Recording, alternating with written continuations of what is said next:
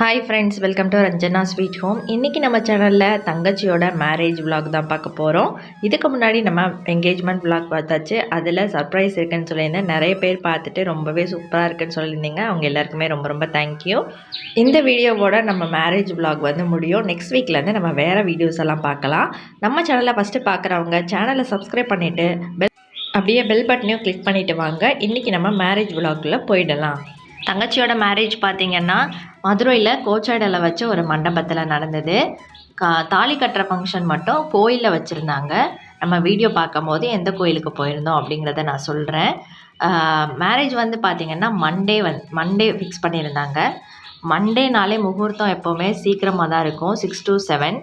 எல்லாருமே வந்து நைட்டெல்லாம் தூங்கவே இல்லை. ஃபேமிலியோடு சேர்ந்து ஸ்டே பண்ணியிருந்தனால எல்லோரும் ஜாலியாக பேசிட்டு கிண்டல் அடிச்சுட்டு ரொம்ப நேரம் வந்து பார்த்திங்கன்னா தூங்கவே முடியலை. கல்யாண பொண்ணுலாம் சுத்தமாகவே தூங்கலை. எப்போவுமே கல்யாண பொண்ணுக்கு கல்யாணத்துக்கு முதல் நாள் தூக்கமே இருக்காது. அதே மாதிரி என்கேஜ்மெண்ட்லாம் முடிஞ்சு நாங்கள் வீட்டுக்கு வரும்போது 10:30, 11 ஆகிடுச்சு. வந்து அப்புறம் அந்த மேக்கப் எல்லாம் கழிச்சிட்டு அதுக்கப்புறம் தூங்க போகிறதுக்கு 12, 1 ஆகிடுச்சு. 2 மணிக்கு மேக்கப் பண்ணணும்னு சொல்லியிருந்தாங்க.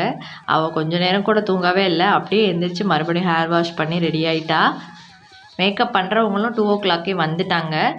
நான் இதுக்கு முன்னாடி இருக்கிற வீடியோலேயே சொல்லியிருந்தேன், நாங்கள் தாலி கட்டும் போது பார்த்திங்கன்னா மஞ்சள் பட்டு தான் உடுத்திருப்போம். ஸோ அதுக்கேற்ற மாதிரியே மஞ்சள் பட்டு உடுத்தி மேக்கப் எல்லாமே முடிஞ்சிச்சு. மெட்டி போடுற ஃபங்க்ஷன், ஏன்னா காலையிலேயே சீக்கிரமாக கல்யாணங்கிறனால கோயிலுக்கு போயிட்டு பண்ணுறதுக்கு டைம் இருக்குமான்னு தெரியலன்ட்டு என்னோடய மாமனார் தான், அவளுக்கும் மாமா தானே, அவரை தான் போட்டு விட சொன்னாங்க. மெட்டி போட்டாச்சு. மெட்டி போட்டு முடித்து ஆசீர்வாதம் வாங்கிட்டுருக்கா பொண்ணு. நாங்கள் எல்லாருமே ரெடி ஆகிட்டோம். கல்யாணம் வந்து பார்த்திங்கன்னா மண்டபத்தில் நடக்கலை, கோவிலில் நடந்தனால எல்லாரையும் கூட்டிகிட்டு அங்கே போக முடியாதுங்கிறதுக்காக கொஞ்சம் பேர் மட்டும்தான் போயிருந்தோம். மற்றவங்க எல்லாருமே மண்டபத்தில் தான் வெயிட் பண்ணாங்க. நான் கூட என்ன பண்ணேன்னா, குட்டீஸ் எல்லாம் அவ்வளோ சீக்கிரமாக எழுப்பி விட்டு கிளப்ப முடியாதுங்கிறதுக்காக என்னோடய நாத்தனாரை வந்து நீங்கள் பார்த்து ரெடி பண்ணி கூட்டிகிட்டு வாங்க, நாங்கள் முன்னாடி போகிறேன் அப்படின்ட்டு நானும் என்னோடய அக்காவும் வந்து பொண்ணு கூட போயிருந்தோம். மாப்பிள்ளை சைட்லேருந்து கொஞ்சம் பேர் வந்திருந்தாங்க. நாங்கள் கொஞ்சம் பேர், கொஞ்சமாக இருக்கிறவங்க மட்டும்தான் போய் கல்யாணம் முடித்து கூட்டிகிட்டு வந்தோம். கல்யாணம் எங்கே நடந்துச்சு அப்படின்னு பார்த்தீங்கன்னா மதுரையில் திருப்பரங்குன்றம் கோவிலில் வச்சு தான் நடந்துச்சு. முதல்ல இருந்தே சொல்லிகிட்டே இருந்தாங்க, திருப்பரங்குன்றம் கோவிலில் கல்யாணங்கிறீங்க, ரொம்ப கூட்டமாக இருக்கும், பார்த்து போயிட்டு வாங்கன்னு சொல்லிகிட்டே இருந்தாங்க. நாங்கள் போகும்போது கூட பயந்துகிட்டே போயிருந்தோம். இதுக்கு முன்னாடி வருஷனிக்கு கூட ஒரு எக்ஸ்பீரியன்ஸ் இருக்குதுன்னு சொல்லியிருந்தோம். அவளோட ஃப்ரெண்டோட மேரேஜுக்கு போகும்போது பயங்கர கூட்டமாக இருந்ததுக்கா, நிற்க கூட இடம் இல்லை, எப்படி தான் நம்ம போய் பண்ணிட்டு வர போகிறோமோ அப்படின்னு சொல்லி பயந்துகிட்டே இருந்தா. கடைசியாக நாங்கள் போன அன்றைக்கி பார்த்திங்கன்னா கூட்டம் இருந்தது. அந்தளவுக்கு ரொம்ப ஓவராக இல்லை, ஓரளவுக்கு மேனேஜ் பண்ணுற அளவுக்கு தான் இருந்தது. நாங்கள் போய் கல்யாணத்துக்காக எல்லாமே எடுத்து வச்சு ரெடி பண்ணிட்டு இருக்கும்போதே வந்து பார்த்திங்கன்னா வரிசையாக கல்யாணம் நடந்துகிட்டே இருந்தது. 5 நிமிஷம் தான், கடகடன் வந்தாங்க, தாலி எடுத்து கொடுத்தாங்க, கட்டினாங்க, அவ்வளோதான், போயிட்டே இருந்தாங்க. மற்ற கோவிலில் இப்போ எங்கள் ஊர்லலாம் இப்போ கல்யாணம் நடக்குது அப்படின்னா அக்னியெல்லாம் வளர்த்து கோயிலுக்குள்ளேயே வச்சு எப்பவும் போல் கல்யாணம் பண்ணுவாங்க. ஸோ இது வந்து எங்களுக்கு ரொம்பவே புதுசாக இருந்தது.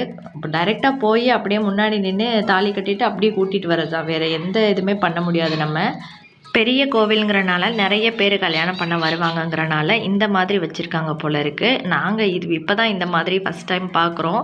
எங்கள் ஊர்லலாம் கோவிலில் கல்யாணம் நடக்கும், ஆனால் சாவகாசமாக எல்லாமே பண்ணி மந்திரம் சொல்லி எல்லாம் தான் பண்ணுவாங்க. பட் இந்த மாதிரி பார்க்குறது இதுதான் எனக்கே ஃபஸ்ட் டைம். முன்னாடி காலத்துலலாம் எங்கள் ஊர் கோவில்லையுமே சொல்லுவாங்க சில கதைகள். என்னன்னு கேட்டிங்கன்னா, நிறைய பேர் முகூர்த்த நாளில் பொண்ணு மாப்பிள்ளைக்கு கல்யாணம்னு சொல்லி ஒரே இடத்துக்கு போவாங்களாம் கோவிலுக்கு. சுற்றி கோவில் ஃபுல்லாமே உட்காந்து அங்கங்கே கல்யாணம் நடக்கும். சில நேரத்தில் மாப்பிள்ளை பொண்ணுலாம் கூட மாறிடுவாங்க அப்படின்லாம் கூட சொல்லியிருக்காங்க அப்பா. அவங்க சின்ன வயசில் இருக்கும் போது பார்த்துருக்காங்களாம் அந்த மாதிரி நிகழ்வெல்லாம். இப்போ அந்த மாதிரிலாம் நடக்கிறதுக்கு வாய்ப்பில்லை. ஏன்னா முன்னாடி காலத்துலலாம் மாப்பிள்ளை பொண்ணை பார்த்துருக்க மாட்டாங்க, பொண்ணு மாப்பிள்ளையை பார்த்துருக்க மாட்டாங்க கல்யாணத்துக்கு முன்னாடி. அப்போது தான் வந்து கல்யாணத்தப்போ தான் வந்து பார்த்துப்பாங்க. ஸோ இந்த மாதிரிலாம் இருக்கும்போது நிறைய இந்த மாதிரி மாப்பிள்ளை பொண்ணு மாறுற விஷயம்லாம் நடந்திருக்கான். நீங்கள் இதெல்லாம் கேள்விப்பட்டிருக்கீங்களான்னு கீழே மறக்காமல் கமெண்ட்டில் சொல்லுங்கள். இப்போ எல்லாமே ரெடி பண்ணியாச்சு. அங்கே சன்னதி முன்னாடி வேறு ஒரு கல்யாணம் நடந்துகிட்ருக்கு. அதுக்காக நாங்கள் எல்லோரும் இந்த சைடு நின்று வெயிட் பண்ணிகிட்ருக்கோம்.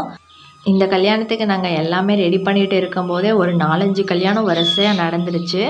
இப்போ நாங்கள் தான் இப்போ கடைசியாக போயிருக்கோம். எங்களுக்கும் பின்னாடி ஒரு 2-3 பொண்ணு மாப்பிள்ளெல்லாம் நின்றுட்டு இருந்தாங்க, அவங்க வெயிட் பண்ணிகிட்டு இருந்தாங்க. அந்த கொஞ்சோண்டு இடத்துல தான் இருக்கிறவங்க போய் அப்படியே அட்ஜஸ்ட் பண்ணி அப்படியே நின்றுட்டு வந்தோம். வீடியோ எடுக்கவே ரொம்ப கஷ்டமாக இருந்தது. தம்பிக்கிட்ட கொடுத்துட்டேன் ஃபோனை, எப்படியாவது எனக்கு அந்த வீடியோ மட்டும் எடுத்துக்கொடு அப்படின்னு சொல்லி தம்பி தான் எடுத்துகிட்டு இருக்கான். சாமிக்கு அர்ச்சனைக்காக தேங்காய், பழம் எல்லாமே பூ எல்லாமே வச்சு கொடுத்தாச்சு. மாப்பிள்ளை பொண்ணு கையாட கொடுத்தாங்க. பெரிய மாலை பார்த்திங்கன்னா 2 பேருக்குமே தாய் மாமா தான் போட்டு விட்டாங்க. சின்ன மாலையை வந்து 2 பேர்கிட்ட கையிலையும் கொடுத்து மாற்றி மாற்றி போட சொன்னாங்க. நம்ம இதில் வந்து பார்த்திங்கன்னா 3 தடவை மாலை மாற்ற சொல்லுவாங்க இல்லையா, ஸோ அதுதான் ஃபஸ்ட்டு வந்து பண்ணாங்க. நாங்கள் மண்டபத்துலலாம் பண்ணும்போது எப்படி பண்ணுவோம் பார்த்திங்கன்னா, ஃபஸ்ட்டு தாலி கட்டிடுவாங்க. தாலி கட்டின பிறகு தான் மாலை வந்து மாற்றி போட சொல்லுவாங்க. இப்போ மாலை மாற்றுறதெல்லாம் முடிஞ்சு தாலி கட்டுற ஃபங்க்ஷன் வந்தாச்சு. எல்லாருமே சுற்றி வெயிட் பண்ணிகிட்டு இருந்தோம். நல்லா சாமி கும்பிட்டுட்டு தாலி கட்டுங்கன்னு சொல்லியிருப்பாங்க போல இருக்குது. மாப்பிள்ளை நின்று சாமி கும்பிட்டுட்டு இருந்தாங்க. எல்லாருமே நாங்கள் வெயிட் பண்ணிகிட்டு இருந்தோம்.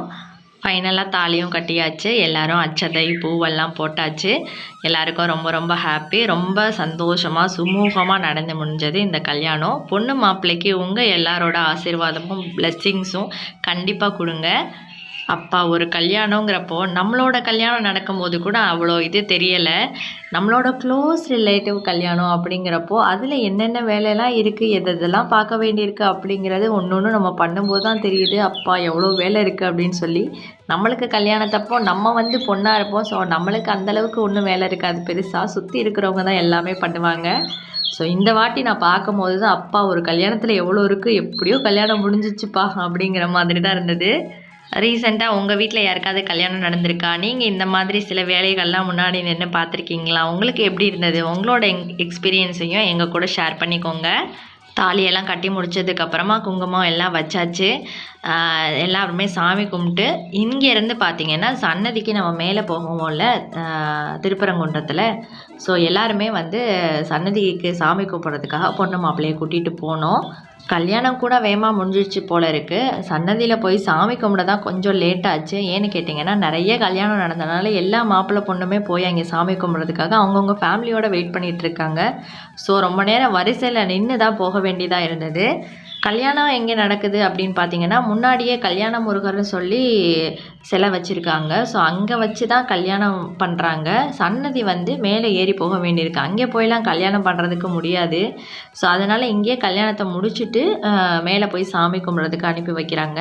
ரொம்ப கூட்டமாக தான் இருந்தது. லைனில் எல்லோரும் நின்று வெயிட் பண்ணி சாமி கும்பிட்டு வந்தோம். 6 to 7 கல்யாணம். அங்கே முடிச்சுட்டு மற்ற எல்லாருமே மண்டபத்தில் வெயிட் பண்ணாங்க. ஸோ மாப்பிள்ளை பொண்ணை மண்டபத்துக்கு இப்போ கூட்டிகிட்டு வந்தாச்சு. மண்டபத்தில் ஆரத்தி எடுத்து உள்ளே கூப்பிட்டு போகிற நிகழ்வு தான் இப்போ நடக்குது. கொஞ்சம் அந்த சாமி கும்பிட்ற அந்த கூட்டத்தில் பார்த்திங்கன்னா எல்லாருமே நசுங்கிட்டோம். மாப்பிள்ளை பொண்ணு எல்லாருமே ரொம்ப கூட்டமாக இருந்தது அந்த இடத்துல. ஸோ எல்லாருமே கொஞ்சம் டயர்டாயிட்டோம். மார்னிங் சீக்கிரம் எழுந்திரிச்சது, நாள் தூக்கமே இல்லை. எல்லாமே சேர்ந்து பொண்ணு மாப்பிள்ளைக்கெல்லாம் அப்போவே ரொம்ப டயர்டாகிடுச்சு. ஆனால் இதுக்கப்புறம் நிறைய சடங்குகள் இருக்குது மண்டபத்தில் வச்சு செய்கிறதுக்கு. ஸோ அதுக்கு எல்லாமே ப்ரிப்பேர் பண்ணணுன்னு சொல்லிட்டு எல்லோரும் ஓடிட்டுருந்தோம். தாலி கட்டுற வரைக்கும் பார்த்திங்கன்னா நான் வர்ஷினி பக்கத்துலையே தான் இருந்தேன். தாலி கட்டி முடித்து கோயிலேருந்து வெளியே வந்ததுக்கப்புறம் அவங்க பாவா கூட அவளை அனுப்பி வச்சுட்டு நாங்கள் கொஞ்சம் ஃப்ரீ ஆகிட்டோம். அதுக்கு மேலே நம்ம இதுக்கு வேணும், அவங்க பாவா வந்துட்டாங்க. அது மட்டும் இல்லாமல் அவங்க மாப்பிள்ளையோட ஃபேமிலிஸ்லேயுமே எல்லாருமே ரொம்ப ஃப்ரெண்ட்லி டைப்பு. எல்லாருமே ரொம்ப நல்லா பழகுறாங்க. வர்ஷினி வந்து ரொம்ப நல்லா புது பொண்ணு அப்படிங்கிற மாதிரியே பார்த்துக்கல. அவங்க வீட்டில் ஒரு பொண்ணுனா எப்படி இருப்பாங்களோ அதே மாதிரி தான் பார்த்துக்கிட்டாங்க. எங்களுக்கு ரொம்ப ரொம்ப ஹாப்பி. அதெல்லாம் முடிச்சுட்டு அங்கே மண்டபத்தில் சில சடங்குகள் அதெல்லாம் முடிச்சுட்டு அதுக்கப்புறமா ஃபைனலாக ஈவினிங் 3 o'clock வந்து மாப்பிள்ளை வீட்டுக்கு கூட்டிகிட்டு போகிறது. மண்டபத்துலேருந்து டைரெக்டாகவே போயாச்சு. இதுவே நாங்கள் ஊரில் இருந்தோம் அப்படின்னா பொண்ணு அழைப்புன்னு தனியாக ஒரு ஃபங்க்ஷன் வைப்பாங்க ஈவினிங். ஸோ அப்போ தான் வந்து பொண்ணை கொண்டு போய் விடுவோம். இந்த வாட்டி பார்த்திங்கன்னா நாங்கள் வெளியூர், நாங்கள் எல்லாருமே மண்டபத்தில் ஸ்டே பண்ணியிருக்கோம் அப்படிங்கிறனால மண்டபத்துலேருந்து டைரெக்டாக பொண்ணு அழைப்பு நடந்துச்சு. மாப்பிள்ளையும் பொண்ணும் ஃபஸ்ட்டு கல்யாணம் முடிஞ்சு மாப்பிள்ளை வீட்டுக்கு போகிறாங்க. ஸோ அங்கே இந்த மாதிரி எல்லாருக்கும் கால்லாம் கழுவி விட்டு ஆரத்தி எடுத்து தான் கூட்டிகிட்டு போவாங்க. ஸோ அந்த நிகழ்வு நடந்துகிட்ருக்கு. இந்த டைம்லலாம் எல்லாருக்குமே பயங்கர டயர்டாகிடுச்சு.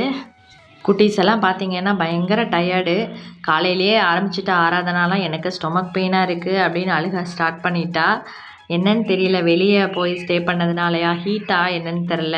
அப்போலேருந்து 2 பேரையும் சமாளித்து எப்படியோ சாயந்தரம் வரைக்கும் எப்படியோ கடத்தியாச்சு.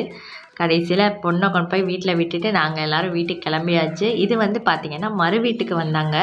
திங்கக்கிழமை கல்யாணம், புதன்கிழமை மறு வீட்டுக்கு வந்தாங்க கல்குறிச்சிக்கு. கல்குறிச்சி தான் பொண்ணோட ஊர்.